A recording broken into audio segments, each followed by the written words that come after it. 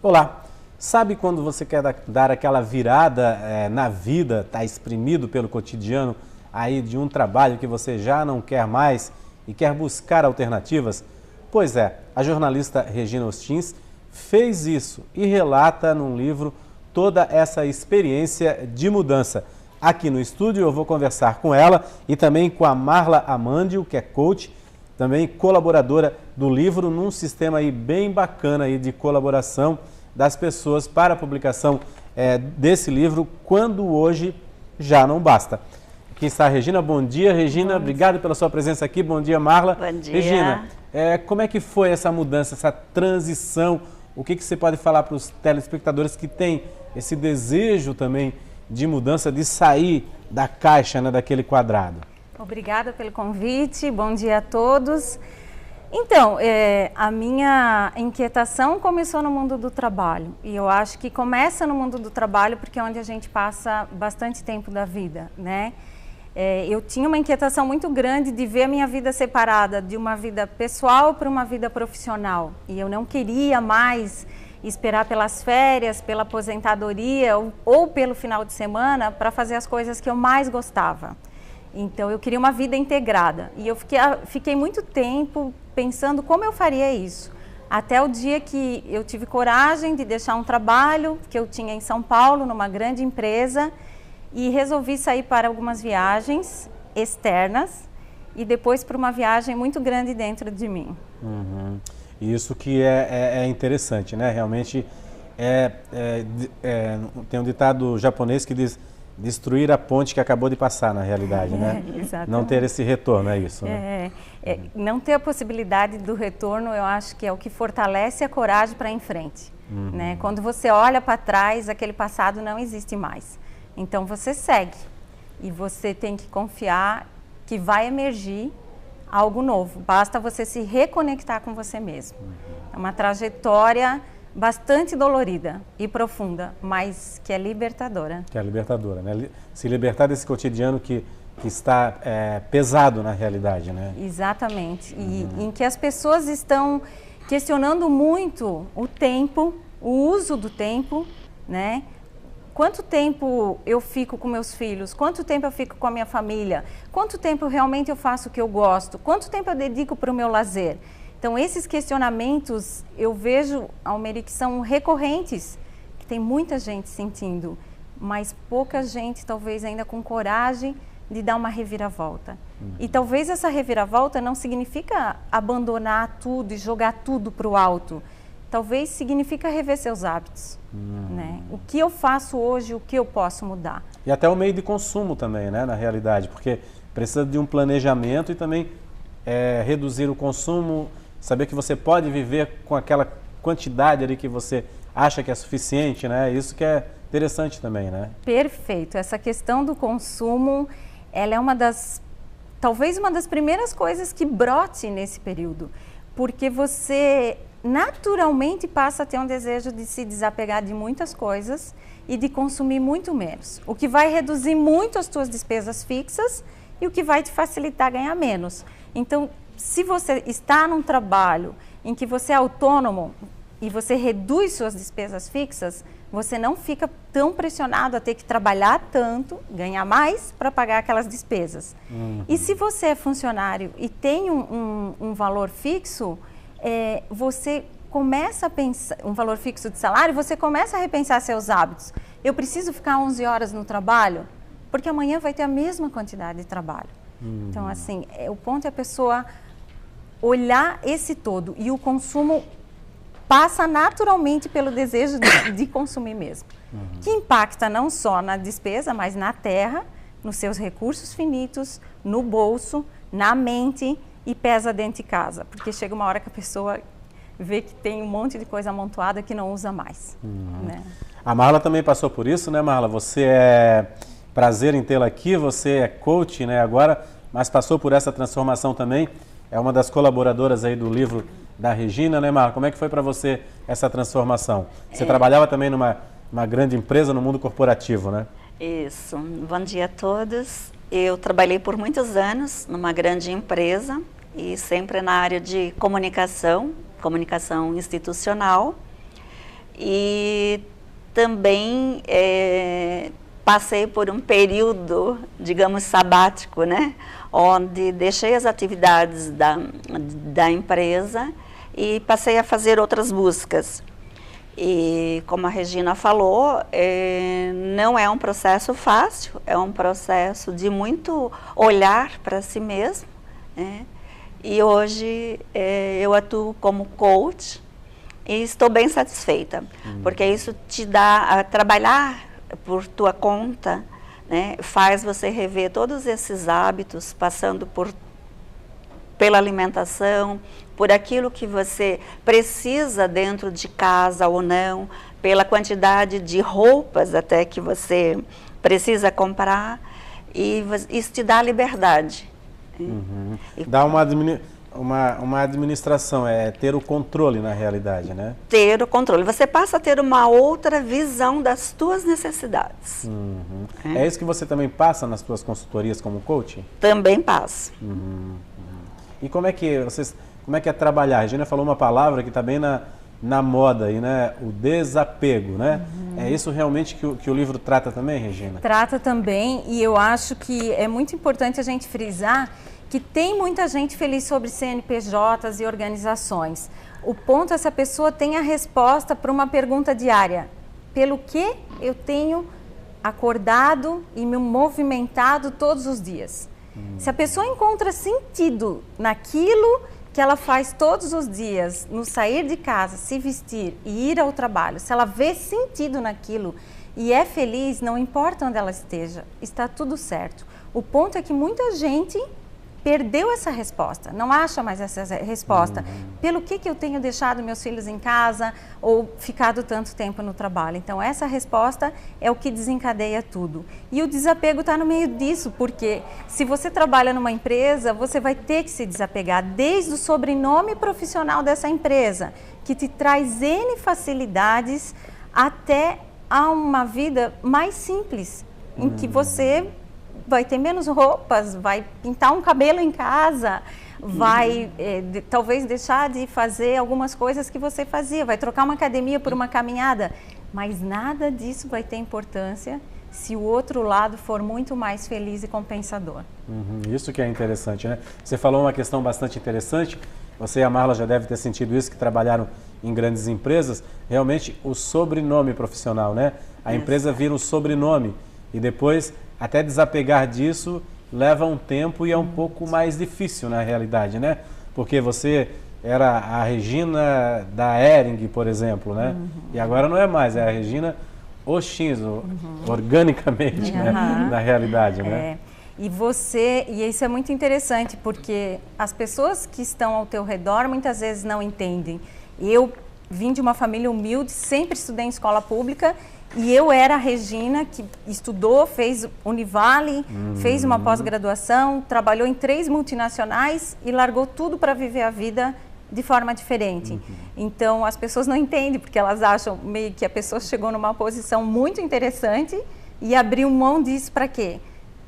Né? Esse é o grande questionamento e que às vezes é incompreendido. É como você falou, que quando você começou o teu release aqui, né? Havia um incômodo, né? Recorrente, né? Então, a eliminação desse incômodo que é interessante, não importa a carreira, né? Isso. A eliminar o incômodo é a mola propulsora para você fazer a sua trajetória. E não interessa se você... Eu fui para a Índia e eu fui estudar na Inglaterra com bolsa, mas isso colaborou muito. Mas a grande viagem é para dentro de você. É você se redescobrir. E isso é com coisas simples. É voltando à reconexão sua consigo, com o outro e com a terra, que a gente tem abandonado muito, assim. Então, é uma reconexão completa que o professor Otto Scharmer, do Massachusetts, reforça que essas 3 reconexões são fundamentais para você se reconhecer nessa nova vida do modelo que o mundo traz. Porque se você for olhar, o modelo de trabalho parece um tanto vencido. Agora, Regina, aqui está o livro, né, que é Quando o Hoje Já Não Basta, uma malinha também que representa essa mudança, né? A gente vê muitos exemplos aí de pessoas que estão aí com a idade já avançada, também querendo fazer essa reviravolta, né? Por exemplo, lá em Minas Gerais, há pouco tempo, uma senhora de 98 anos se formou em Direito também. Isso é uma reviravolta para ela, né? Porque de 98 anos se formar em Direito também, são esses exemplos assim, porque ela conquistou a felicidade ali, uma coisa que ela também tinha esse incômodo, né? O ponto não tem a ver com idade, eu acho que tem a ver com o que você quer ser, né? E lá no começo da nossa carreira, nos nossos 18 anos, nós somos pressionados a escolher alguma coisa e a ir para uma faculdade. E na minha época, pelo menos, a gente era muito de fazer o que dava mais dinheiro. Eu fiquei 3 anos pensando o que eu queria ser já naquela época e só fui quando eu tinha certeza do que eu queria fazer. Eu queria jornalismo e eu fiz jornalismo, né? E meus pais me deram, apesar de ter uma pressão assim, mas me deram uma tranquilidade para fazer no meu momento. Então, às vezes a pessoa já abriu mão do sonho dela lá atrás. E aí ela sente em algum momento o incômodo que ela quer resgatar isso. Tem gente que é psicólogo, um exemplo, e queria ser jardineiro, né? Então, assim, como é que a pessoa vai ter coragem, às vezes, de largar um consultório, uma carreira, o que estudou, para ir colocar a mão na terra? Não menosprezando a função de jardineiro, mas o que, em geral, pode ser pensado sobre abrir mão do que já a pessoa estudou, entendeu? Pois é, eu conheço uma médica que queria ser musicista, né? E hoje está fazendo o curso aí de música aqui da Univale, para resgatar aquele sonho de antigamente, porque ela teve que seguir carreira, né, pressionada pela família e tudo mais, para ser bem sucedida, mas na realidade não era isso que ela queria, né? Então agora está assim recuperando isso, né? Então é interessante. Mas a gente vai fazer um rápido intervalo, daqui a pouco eu volto a conversar com você e vamos falar um pouquinho depois no segundo bloco sobre como assim editar o livro, né? Você trouxe uma experiência diferente de colaboração, né? A gente vai falar um pouquinho no próximo bloco sobre isso. O painel Univale volta em instantes.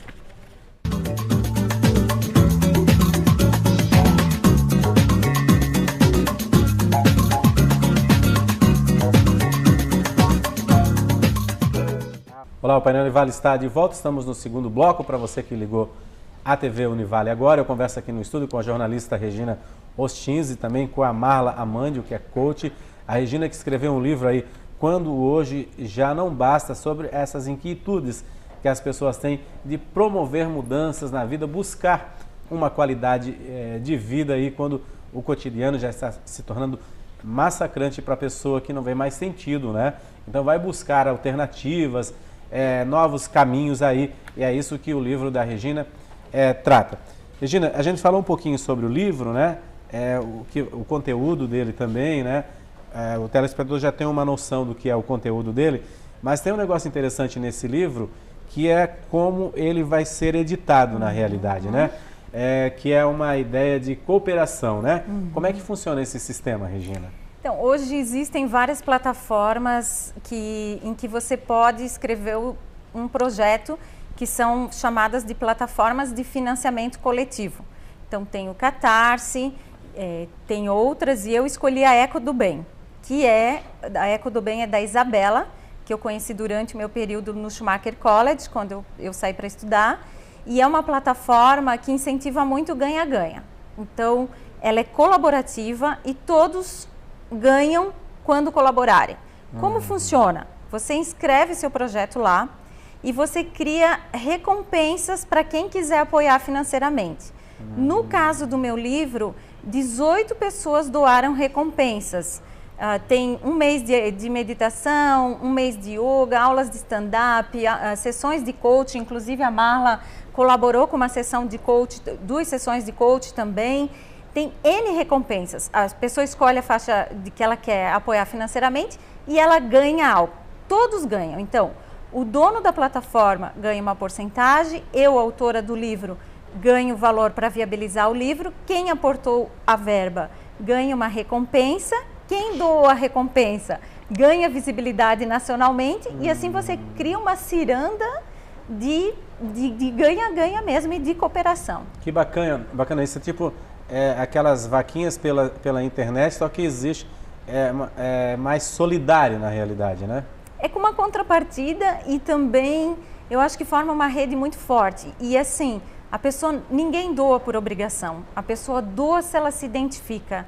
Né? E o meu meio de agradecer é colocar o nome de todos os apoiadores. Hoje nós estamos com 137 pessoas que apoiaram e chegamos a 75% da meta e ainda falta um dia para a campanha terminar.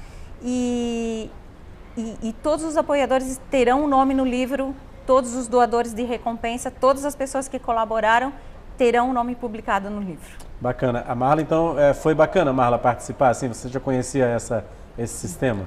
Eu já conhecia, porque já havia participado de uma outra campanha, mas tão de perto não, né? Uma coisa bastante nova.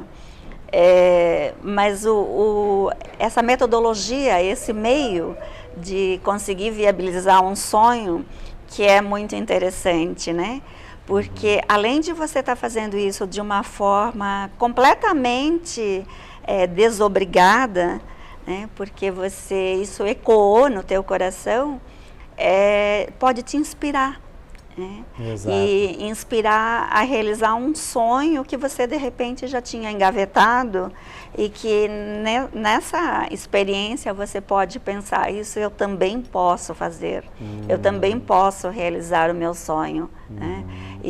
Isso é um movimento mesmo, né? E que pode estar ajudando e contribuindo com a felicidade de muitas pessoas. Sim, essa rede de cooperação é interessante, né? Exatamente. Isso está chegando novo no Brasil, Regina?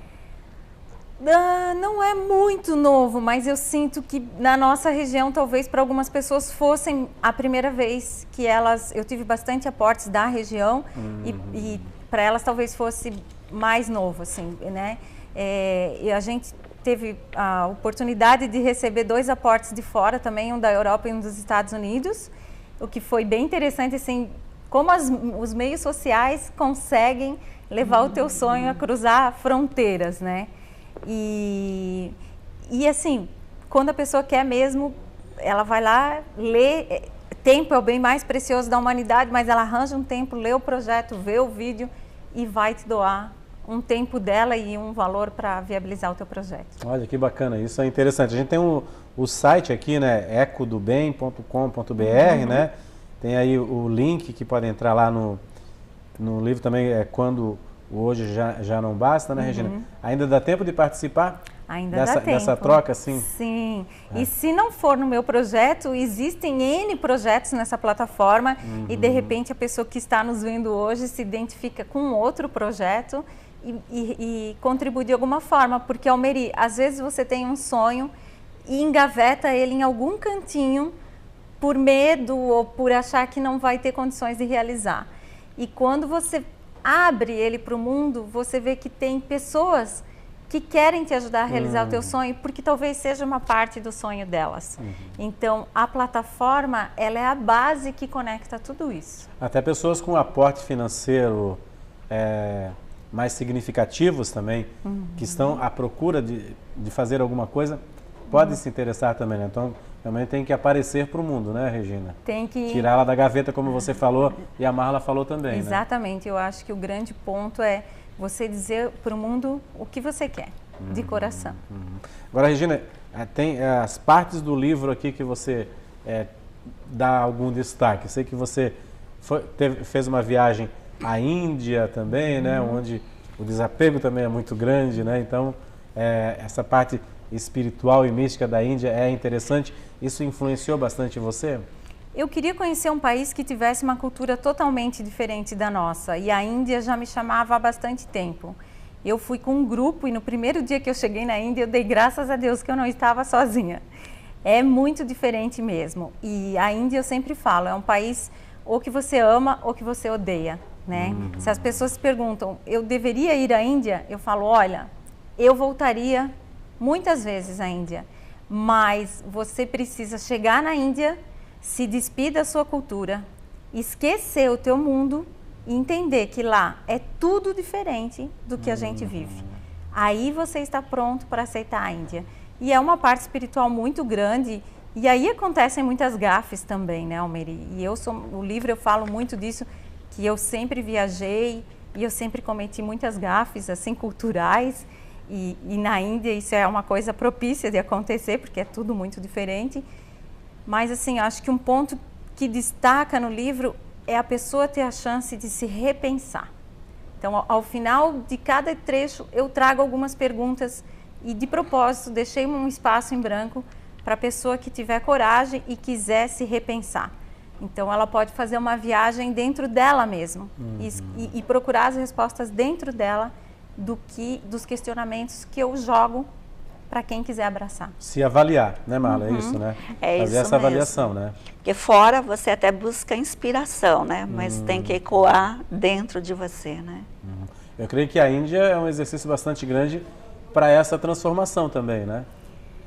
Ela é, porque o que a pessoa tem como valor são outros na realidade, né? Então, quando eu cheguei na região dos Himalaias, que era uma região mais remota, que é a 3.584 metros de altitude, eu lembro bem de uma cena, várias coisas aconteceram no caminho, mas uma cena que eu estava chegando sozinha e eu vi várias pessoas quebrando pedra e elas estavam sorrindo e queriam cumprimentar e não falavam inglês, então eu não tinha muito como me comunicar pela fala com elas.